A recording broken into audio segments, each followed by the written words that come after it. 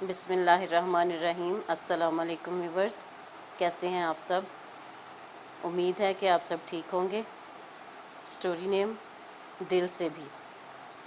Train میں وہ میرے عین سامنے بیٹھی ہوئی تھی اور میں اس کے۔ وہ کتاب پڑھ رہی تھی اور میں اسے۔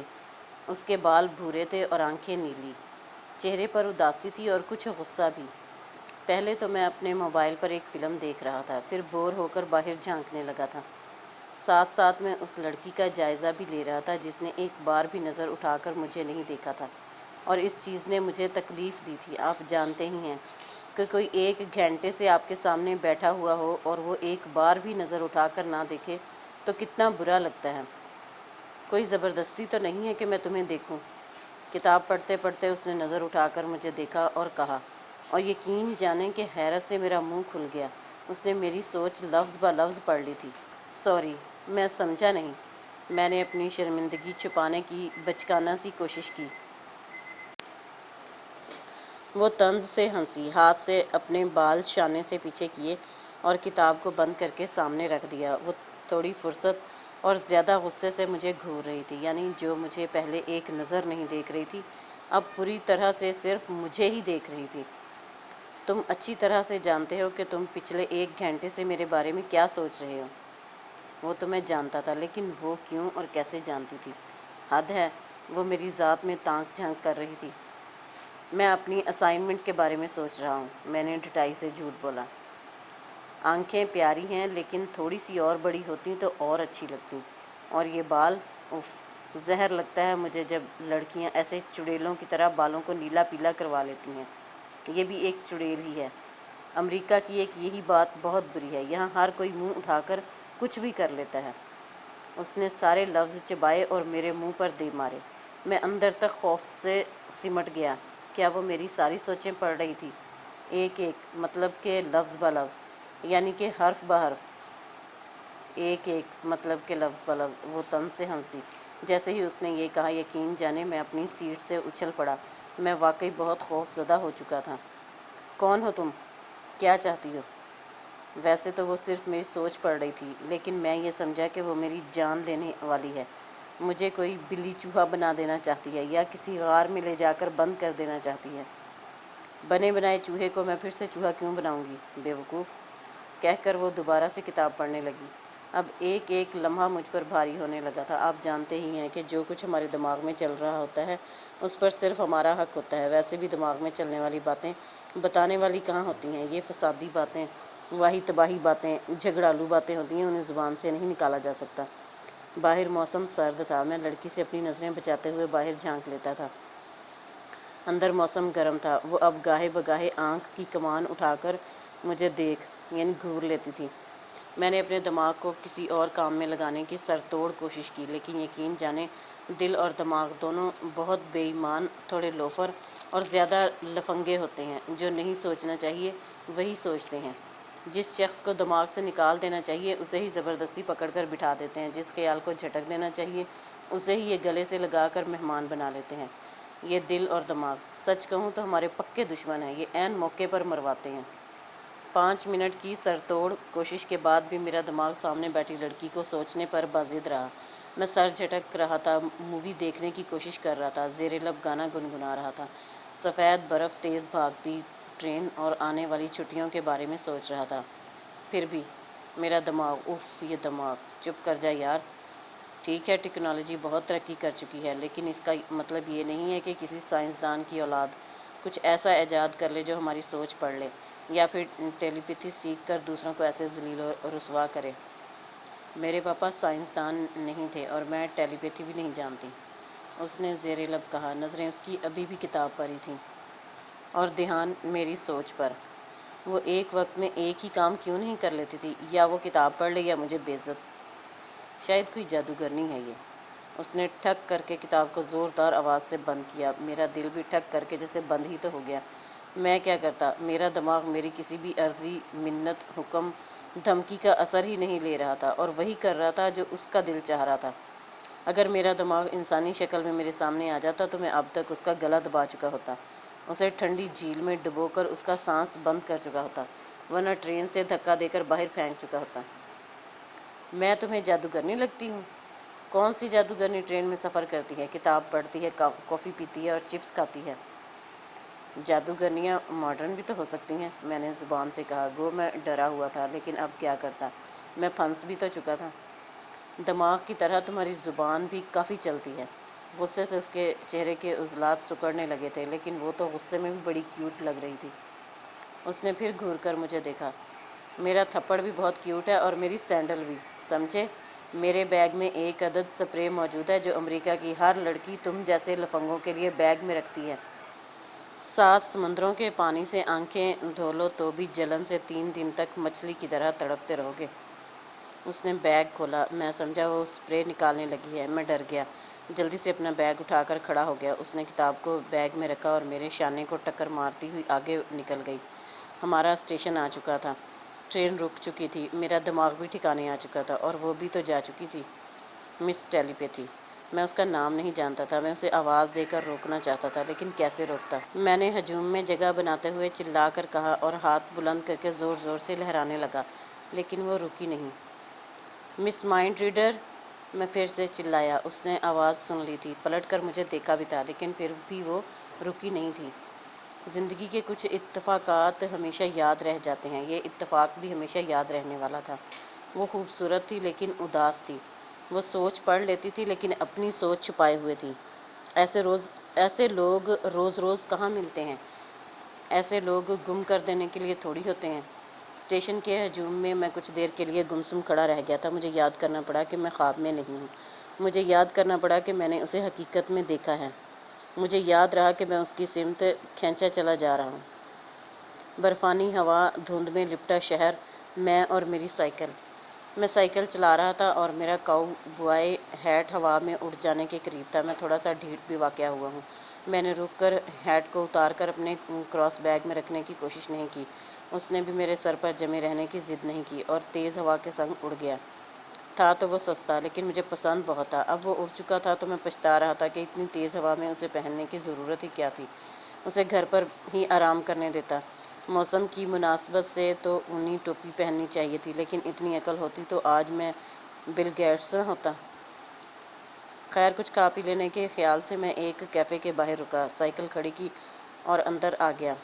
جس وقت میں اپنے دستانے اتار کر سر کو گھما کر کیفے کے اندر کا جائزہ لے رہا تھا، اس وقت میں قریب قریب برف کا پتلا بن جانے کے مراحل میں تھا، سفید اور یخ۔ کونے کی میز پر کھڑکی کے پاس وہ بیٹھی ہوئی تھی، وہ اور اس کے سامنے میز پر میرا ہیٹ بھی رکھا ہوا تھا۔ آپ نے دنیا جہاں کی فلمیں دیکھی ہوں گی، مسٹری اور فینٹیسی کہانیاں پڑھی ہوں گی، اور پھر آپ کو کوئی فلموں جیسا کردار حقیقی زندگی میں مل جائے تو آپ اسے ایسے ہی جانے دے سکتے ہیں؟ نہیں نا۔ تو پھر اس دن میں نے اسے کیوں جانے دیا تھا؟ یہ سوال میں نے خود سے ہزاروں بار پوچھا تھا۔ امریکہ کے اس برفیلے شہر میں نے اسے ڈھونڈنے کی بہت کوشش کی تھی، لیکن وہ تو کیا، مجھے اس کی ایک جھلک بھی دیکھنے کو نہیں ملی تھی۔ اب وہ پوری کی پوری ملی تھی تو میرے ہیٹ کے ساتھ ملی تھی۔ میں خاموشی سے چلتا ہوا اس کے پاس گیا اور اپنے ہیٹ پر ہاتھ رکھ دیا۔ تو یہ تمہارے پاس آ گیا تھا، شکریہ۔ اس نے گھور کر مجھے دکھا۔ ہٹاؤ ہاتھ اس پر سے، یہ ہیٹ میرا ہے، میں اسے پولیس کو دینے جا رہی ہوں۔ اتنے سے ہیٹ کے لیے تم پولیس کے پاس جاؤ گی؟ اس کا مالک جبران تمہارے سامنے کھڑا ہے، پولیس کو زحمت نہ دو۔ یہ ہیٹ اور یہ مالک دونوں پولیس کے پاس جائیں گے، کیونکہ اس ہیٹ کی وجہ سے میرا ایکسیڈنٹ ہوا ہے۔ میں سائیکل چلا رہی تھی اور یہ ہیٹ اڑتا ہوا میرے منہ پر آ کر چپک گیا تھا، مجھے دکھائی دینا بند ہو گیا اور میں ایک کھمبے سے ٹکرا گئی۔ کیا فلمی باتیں کر رہی ہو، میں نے کہہ کلگایا، تم تو پوری کی پوری فلم ہو بھائی۔ مجھے یہ سب مذاق لگ رہا تھا، لیکن یہ مذاق نہیں تھا۔ اس کا ایک ہاتھ جو میز پر رکھا ہوا تھا وہ زخمی تھا، آنکھ کے کنارے پر بینڈیج لگی ہوئی تھی، وہ واقعی زخمی تھی۔ اگر میں فلم ہوں تو تم بھی کسی کارٹون سیریز سے کم نہیں ہو۔ اس کا موڈ بہت خراب تھا۔ مجھے معاف کر دو، غلطی میرے ہیٹ کی ہے، میرا کوئی قصور نہیں ہے۔ میری اماں کہتی ہیں میں بہت نیک شریف انسان ہوں۔ شریف، وہ زیر لب بڑبڑائی۔ میں اس کے سامنے والی کرسی پر بیٹھ گیا۔ مجھے برا لگا کہ میری وجہ سے اسے تکلیف پہنچی تھی۔ وہ کافی پینے لگی، میں نے بھی اپنے لیے کافی منگوا لی۔ جب تک میری کافی آئی اس وقت وہ اپنی پی کر اٹھ کر کھڑی ہو چکی تھی۔ کہاں جا رہی ہو؟ ابھی میری کافی ختم نہیں ہوئی۔ تو تم ایسے کیسے مجھے اکیلا چھوڑ کر جا سکتی ہو؟ بیٹھ جاؤ۔ کس خوشی میں؟ किसी भी खुशी में जब तक मैं कॉफ़ी पीऊँगा इस वक्त तक हम थोड़ी सी बातें कर लेंगे। बातें? सुन ली हैं मैंने तुम्हारी सब बातें, उसने जता कर कहा और बाहर निकल गई।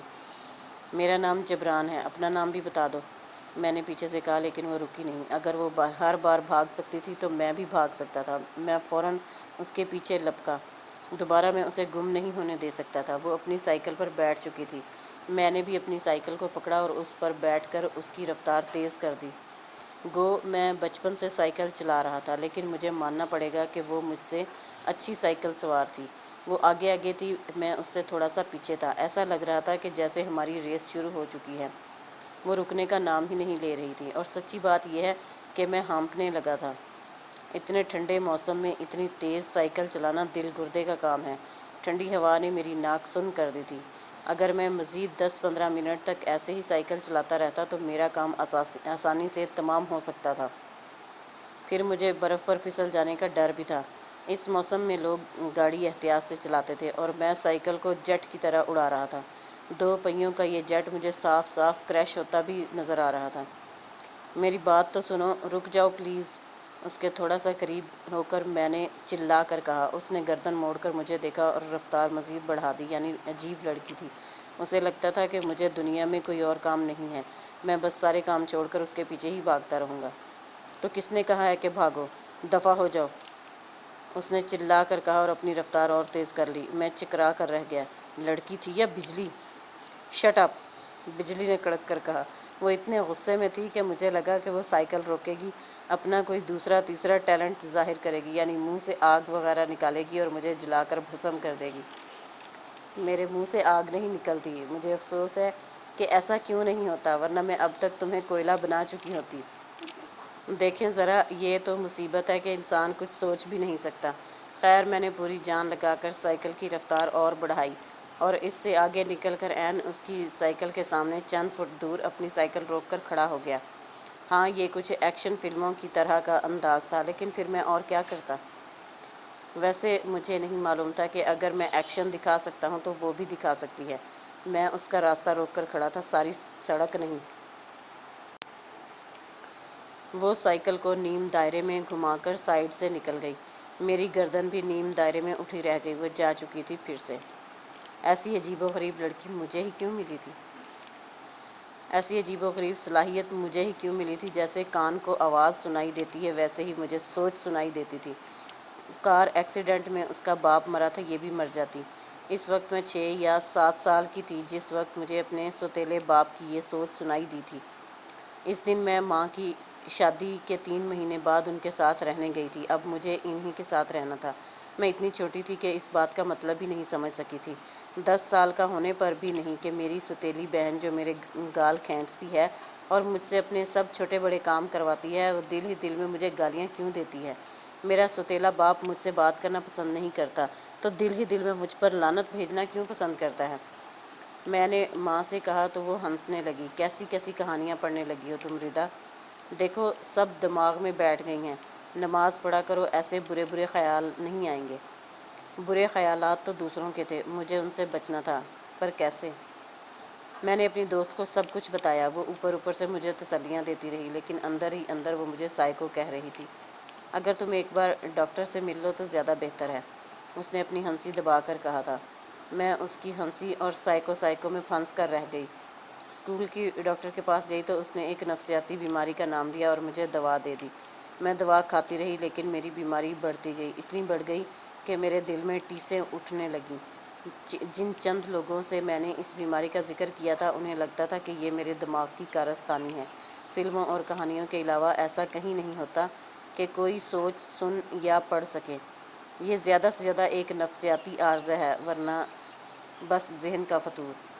मैंने टेलीपैथी पर कुछ नॉवेल्स पढ़ लिए हैं और मेरे लाशऊर में ये बातें बैठ चुकी हैं। मैं ख्वाबों ख्यालों में रहने वाली लड़की हूँ। मुझे ऐसी अजीबोगरीब बातें नहीं सूझेंगी तो किसे सूझेंगी। माँ ने कहा कि मैं किसी से इस बात का जिक्र ना करूँ, वरना लोग मुझे पागल कहेंगे। मुझे ये डर नहीं था कि लोग मुझे पागल कहेंगे, डर तो मुझे ये था कि मैं पागल हो जाऊँगी। रात का खाना जो हम सब मिलकर खाते थे, वो वक्त मेरे लिए किसी अजाब से कम नहीं होता था। मेरा बाप मेरा एक एक नवाला गिन रहा होता था। ماں جب میری پلیٹ کھانے سے بھر رہی ہوتی تھی تو وہ اپنی حلال کی کمائی مجھ پر حرام جانے پر افسوس کر رہا ہوتا تھا۔ 18 سال کی ہوتے ہی میں کینیڈا سے امریکہ آ گئی تھی۔ یونیورسٹی میں داخلہ لے لیا اور ساتھ ساتھ جاب کرنے لگی۔ ماں ایک مہینہ روتی رہی تھی کہ میں نے کینیڈا کے کالج چھوڑ کر امریکہ جانا کیوں پسند کیا، لیکن میں اسے کیسے سمجھاتی کہ میرا باپ ایک ایک سال، ایک ایک دن گن رہا ہے کہ کب میں بالغ ہوتی ہوں اور یہاں سے دوان ہوتی ہوں۔ اگر پھر بھی میں اس گھر میں ٹکی رہتی تو وہ بہانے سے مجھے دھکے دے کر نکال دیتا۔